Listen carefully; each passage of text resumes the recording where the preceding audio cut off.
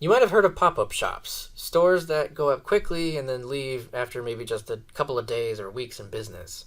And now, due to the COVID pandemic and international passenger flying all but non-existent, we're seeing a phenomenon that I'm calling pop-up cargo airlines.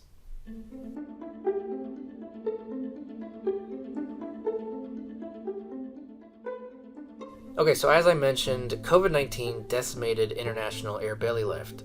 And since rates were so high, some airlines continued to fly their larger aircraft without passengers and instead filled up their bellies with cargo. And they were actually able to remain profitable, at least a little bit. Then some airlines went a step further by completely removing the passenger seats, allowing for a bit more cargo to be carried. The industry called these aircraft freighters. Now, rates have stabilized and even decreased a little, so you're not seeing as many freighters flying these days. But that doesn't mean the passenger wide-body bellies are back. So guess what? Basically, everyone and their mother are setting up new cargo divisions, or just straight up entirely new cargo airlines, which I freaking love, but all these new cargo ops are starting up because it's lucrative. But rates are only high right now because people aren't flying internationally, because of the pandemic. But there's a vaccine now, which is effective. What I'm saying is this isn't going to last forever, and once people start flying internationally again, rates are going to drop. And at least some of these new cargo carriers are probably going to drop out just as quickly as they appeared. But for the time being, let's look at these new pop-up cargo airlines while they last. First, Elise Cargo. Hi, Future Austin here. Sorry for interrupting. I was just about to upload this video when some breaking news came out that I think should definitely be in this video. Have you ever heard of Eastern Airlines? They're a small airline that flies about 9 767s from the US's East Coast to somewhat underserved South American destinations. They've always planned on expanding services with a couple of 777s, but that's never come to fruition, probably at least now in part due to COVID. But that's all changing now. They've just revealed that they've apparently purchased not 1, not 2, not 3, not 10, not 15, but 35 777s from 3 unnamed Asian carriers. They plan to remove passenger seats and use these planes as freighters. But unlike all the other freighter operators I know of, they're not stopping there. They're also going to install a Class E fire suppression system within the top deck cabin, which is what real freighters have. This way, they can take pretty much all sorts of cargo, including dangerous goods. Despite that though, they are not installing a main deck cargo door. So really, these will be the most advanced freighters out there.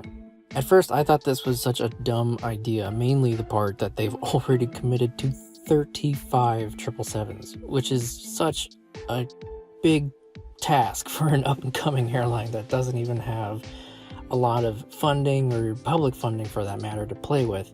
But if it's true what their CEO said, which is that they got all these planes at a hefty discount, then this might actually be a brilliant move. By not putting in the main deck cargo door,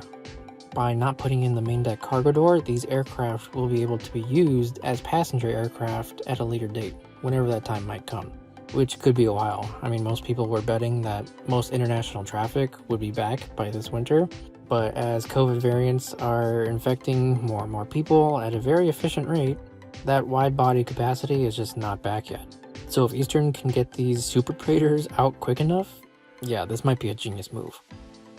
Okay, so Eastern's going all in, times 3 into the freighter market. Let's go back to our regularly scheduled content and look at an airline that actually did not want to get into the freighter market. This is an Italian airline being started by former Cargolux and Qatar Airways Cargo alumni. They've just accepted their first aircraft, a former LATAM Chile passenger 777-200. They wanted actual freighters, but due to the current market, the high costs are making freighter aircraft simply unobtainable for small startups. So they're settling. As such, this aircraft can only uplift about 55 tons of cargo, which is about half of what a dedicated 777 freighter can do. So, CCO Ulrich Orgimann has even admitted that flying this bird is only possible while COVID-era rates persist. I think it's safe to say that if Elise Cargo doesn't transition to dedicated freighters, we won't be seeing them in the sky for long. Next up is a new airline that might actually last though. CMA CGM Air. If that assortment of letters sound familiar to you, it's probably because you've seen them before on the side of giant cargo ships. They're primarily an ocean container shipping focused company, but as air capacity has been slashed and ocean ports are experiencing lots of congestion for many reasons, ocean shipping capacity is strained, and air demand is at an all-time high. So, wanting to retain customers, CMA CMG wanted to be able to offer an air option. And that's exactly what they did. They hit up Air Belgium, who wasn't doing much anyways, got them on board to operate the airline, and then they purchased 4 A330 freighters from Qatar Airways Cargo. In addition to offering the air capacity to their customers, they're also offering it at a premium to forwarders desperate for space. Like I said, I think this operation might last. Good for them. The next one is truly something that you'll only see during a pandemic.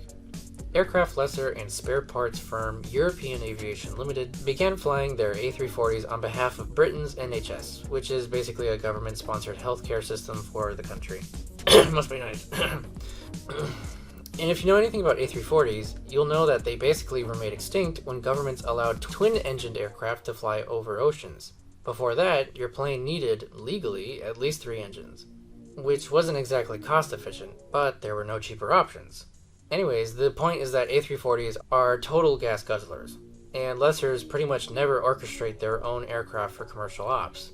But when the COVID-19 strain hit the UK, cost was the least of concerns, so European Aviation got Malith Aero to operate the A340s. Things seemed to start dying down during the spring, but just like that, with the new and worse and more contagious strains popping up, it looks like the massive beasts will be needed for some time.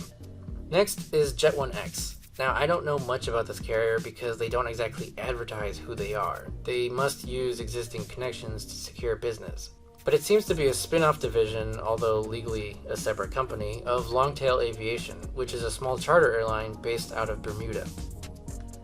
During 2020, it acquired 2 747s, one of which appears to be an ex-Virgin Galactic plane. They seem to be used for cargo flights, which makes sense during these times. I really don't know how much longer this airline will exist, so it's cool to point it out, at least while it does. And last but not least, we've got Globalx. This is an upcoming A320 charter airline that originally had its sights on passenger operations, but I think the pandemic has inspired them to venture into cargo operations because the carrier has announced its intentions to operate at least 15 A321 freighters, with the first ones set to begin arriving in late 2022. So first of all, this is the biggest order of the new type by any carrier in the world. Second, as I record this, there aren't even 15 A321 freighters in existence, and third, that is a considerable fleet. But they are not done. They also intend on operating an A330 freighter starting in 2023. This is some serious confidence for a startup. My guess is that they are banking on Amazon Air continuing its massive growth and thirst for small to medium-sized freighters. So be on the lookout for these pop-up cargo carriers, because who knows how long they might last.